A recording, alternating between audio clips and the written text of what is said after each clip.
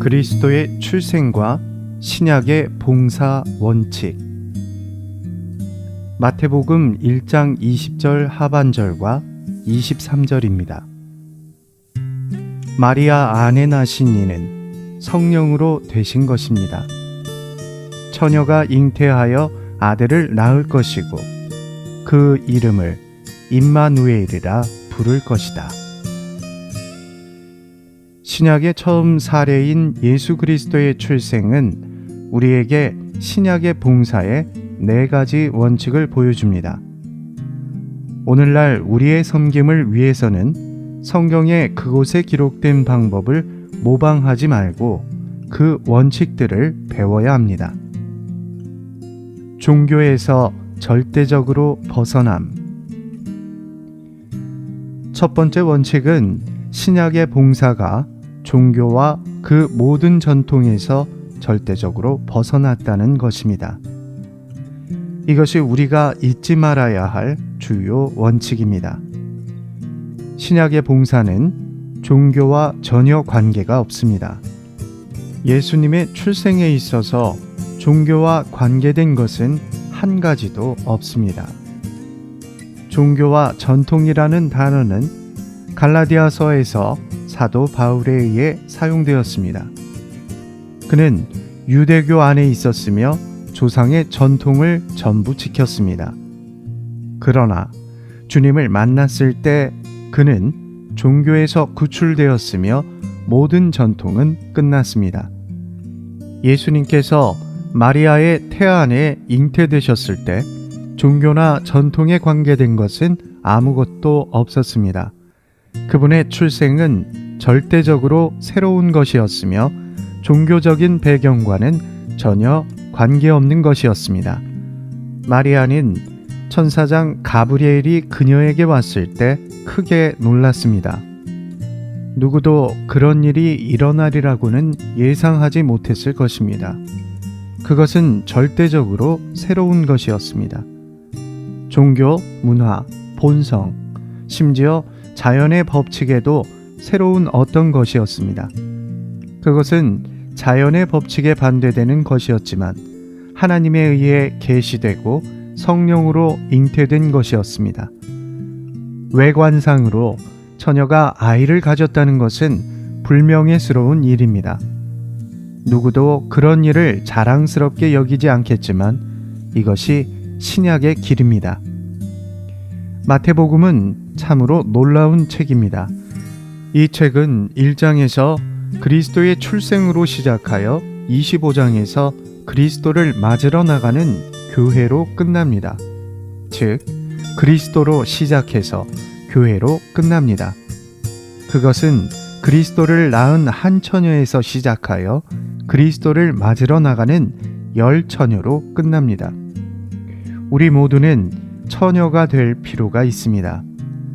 만일 우리가 처녀들이 아니라면 그리스도와 상관이 없으며 교회와 상관이 없습니다.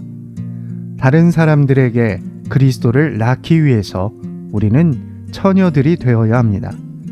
신랑으로 오실 그리스도를 맞으러 나가는 교회가 되기 위해서도 우리는 또한 처녀들이 되어야 합니다. 우리 모두는 그분을 맞으러 나가는 처녀들이 되어야 합니다.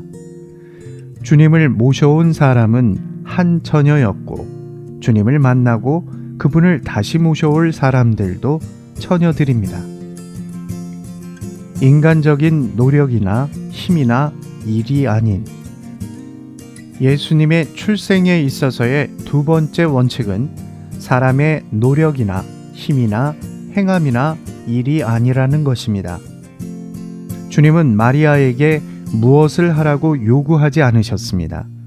신약의 봉사 안에는 우리의 노력이나 힘이나 행함이나 일의 필요가 없습니다. 주님께 필요한 것은 우리의 동역입니다. 우리는 나는 주님의 여종이니 그대의 말씀대로 나에게 이루어지기를 원합니다. 라고 말하기를 배워야 합니다. 마리아는 일을 하도록 요구받지 않았습니다. 그녀는 다만 어떤 것이 그녀 안으로 일에 넣어질 것이라는 말을 들었습니다. 우리는 주님을 위해 어떤 일을 할 필요가 없습니다. 다만 주님께서 무언가를 우리 안으로 일에 넣으시는 것이 필요합니다. 우리는 기꺼이 주님과 동역하고자 합니까? 인성을 가진 사람이 할 수 있는 일은 하나님께서 그리스도를 낳으시는 수단이 되는 것입니다. 이것이 기본 원칙이며 우리는 이 원칙을 우리가 하는 모든 일에 적용해야 합니다. 신약의 봉사 안에는 행함이 없고 오직 누림만 있습니다. 만일 우리가 행함의 길을 취한다면 누림을 잃게 됩니다. 합당한 길은 그분께서 일하시는 것이고 우리는 그분의 행하심을 누리는 것입니다. 성령으로 잉태됨. 세 번째 원칙은 신약의 봉사가 성령으로 잉태된 것이어야 한다는 것입니다. 이것은 극히 중요한 것입니다. 신약의 봉사는 가르침이나 전통이나 종교로 잉태된 것이 아니라 성령으로 잉태된 것입니다. 그것은 문자에 속해 있지 않고 성령께 속해 있습니다. 성령께서 우리 안에서 어떤 일을 하려고 오실 때 우리는 그것이 전에 배운 것과 전적으로 다르다는 것을 보게 됩니다. 가르침은 효과가 없습니다. 봉사는 성령께 속한 것입니다. 우리가 해야 할 것은 계속적으로 성령과 열린 접촉을 하는 것입니다. 우리는 다만 어떤 일을 어떻게 해야 하는지를 묻기 위해 주님께 나아가서는 안 됩니다. 다만 어떤 일을 주님의 말씀에 따라 하는 것은 단지 종교적인 것일 수 있습니다. 오늘날 우리의 필요는 주님의 말씀을 지키는 것만이 아니라 그분의 임재를 지키는 것입니다. 나는 주님의 길을 아는 것을 배우려고 노력했습니다. 그러나 결국 내가 배운 것은 단지 그분의 길을 아는 것이 아니라 주님 자신의 임재를 갖는 것이 중요하다는 것이었습니다. 신약의 봉사는 어떤 방법을 배우는 것이 아니라 주님의 임재 안에 머무는 문제입니다. 방법만을 갖는 것은 문자에 속한 것이지만 주님의 임재를 갖는 것은 성령께 속한 것입니다. 오늘날 우리에게 필요한 것은 단지 방법을 배우는 것이 아니라 항상 주님의 임재 안에 있는 것입니다. 신약의 봉사 안에 있는 모든 것은 성령으로 잉태되어야 합니다. 그리스도를 낳기 위해. 주님의 출생에서 보는 네 번째 원칙은 그리스도를 낳음입니다. 성령께 속한 것을 잉태하기 위해서는 우리의 모든 노력과 행위를 거절하는 것이 필요합니다. 그러나 우리가 그리스도를 낳기 위해서는 우리의 목적, 목표, 의도, 계획을 포기하는 것이 필요합니다. 어떤 성도들은 선교 사업에 사로잡혀 있습니다. 그들의 목적은 그리스도를 낳는 일이 아니라 선교 사업을 수행하는 것입니다.